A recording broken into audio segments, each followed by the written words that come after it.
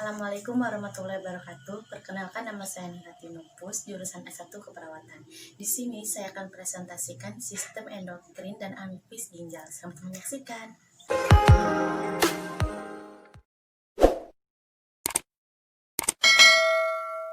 Sistem endokrin adalah suatu kelenjar yang mengirim hasil sekresinya langsung ke dalam darah yang beredar dalam jaringan dan mensekresikan zat yang disebut dengan hormon. Artinya, sistem yang menggunakan saluran pernapasan langsung beredar di dalam darah.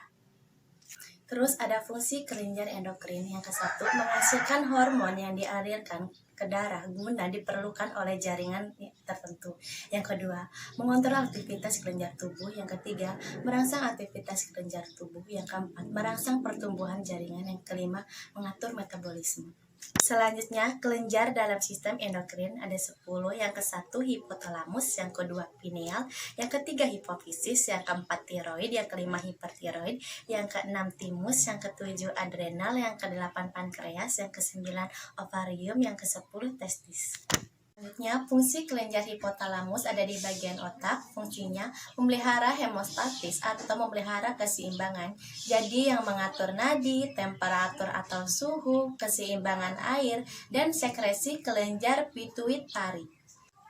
Selanjutnya, fungsi kelenjar pineal masih di bagian otak. Fungsinya untuk mengeluarkan hormon melatonin yang menghasilkan sinyal ke berbagai organ tubuh tentang kondisi pencahayaan lingkungan.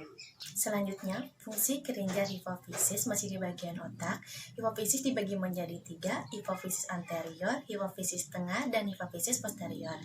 Yang ke-1, hipofisis anterior adalah seperti morfin, dapat menenangkan, mengurangi rasa sakit, tetapi yang dihasilkan sendiri oleh tubuh dan memiliki efek yang mengurangi rasa sakit dan memicu perasaan tenang, senang, dan bahagia. Selanjutnya, hipofisis tengah melepaskan hormon MSH untuk mempengaruhi warna kulit. Jadi maksudnya adalah jika orang putih melaninnya sedikit, kalau orang hitam melaninnya banyak.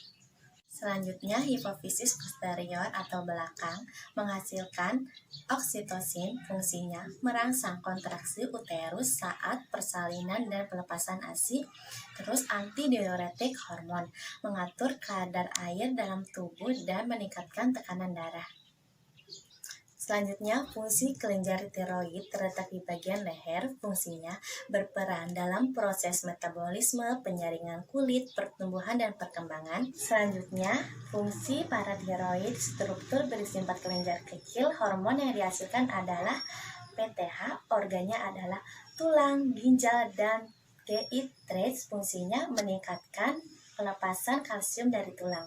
Selanjutnya, kelenjar timus itu setinggi trakea, berfungsi menghasilkan limfosit. Selanjutnya, kelenjar adrenal di bagian korteks otak. 1. Bagian korteks berfungsi mengontrol kadar cairan tubuh, mengontrol metabolisme, glukosa, protein, dan lemak. Yang kedua, bagian medula, mengatur kadar gula dalam darah dan mengatur aktivitas jantung dan penyempitan pembuluh darah. Kelenjar pankreas mempunyai fungsi eksokrin dan endokrin. Fungsi eksokrin adalah enzim pencernaan, enzim yang mempercepat penyerapan.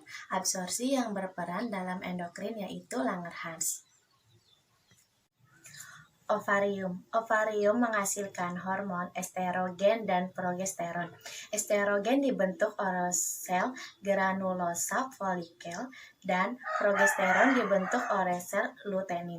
Terakhir, testis. Testis menghasilkan endogren testosteron yang diproduksi oleh sel interstitial pada tubulus seminiferus. Testosteron merangsang perkembangan alat genital ke arah pria, mulai dihasilkan pada janin 7 minggu dan berhenti pada saat bayi 1 bulan. Selanjutnya, pemeriksaan laboratorium itu ada 2, tes darah dan tes urin. Pemeriksaan kadar hormon dapat membantu dokter untuk menentukan apakah seseorang memiliki gangguan endokrin. Selanjutnya, anatomi ginjal dan fungsiologi ginjal. Itu tempat produksi urin. Ginjal dibagi menjadi 2, kiri dan kanan. Ginjal terdiri dari 1 juta nefron yang menghasilkan urin. Selanjutnya, struktur ginjal ada 2, korteks luar dan medula dalam. Korteks tampak agak pucat, terdapat tubuli kontordi, dan medula terbentuk piramida disebut dengan piramida pronalis. Ujung piramida akan menjadi colik minor dan akan berlanjut sebagai ureter.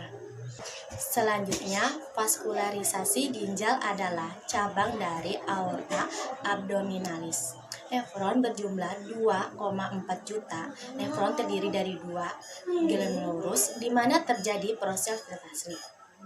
Yang kedua, tubulus, di mana cairan filtrasi diubah menjadi urin.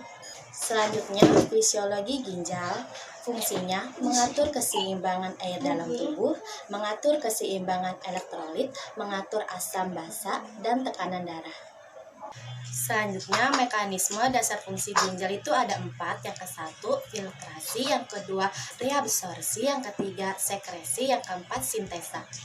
Selanjutnya, pemeriksaan laboratorium yaitu ada BUN untuk menentukan kadar urea nitrogen dalam darah yang merupakan sisa zat metabolisme protein. Selanjutnya, tes urin untuk mengetahui adanya protein dan darah dalam urin yang menandakan adanya penurunan fungsi ginjal. Yang ketiga, kreatinin darah menentukan kadar kreatinin dalam darah. Cukup sekian presentasi dari saya, kurang lebihnya mohon maaf. Wassalamualaikum warahmatullahi wabarakatuh.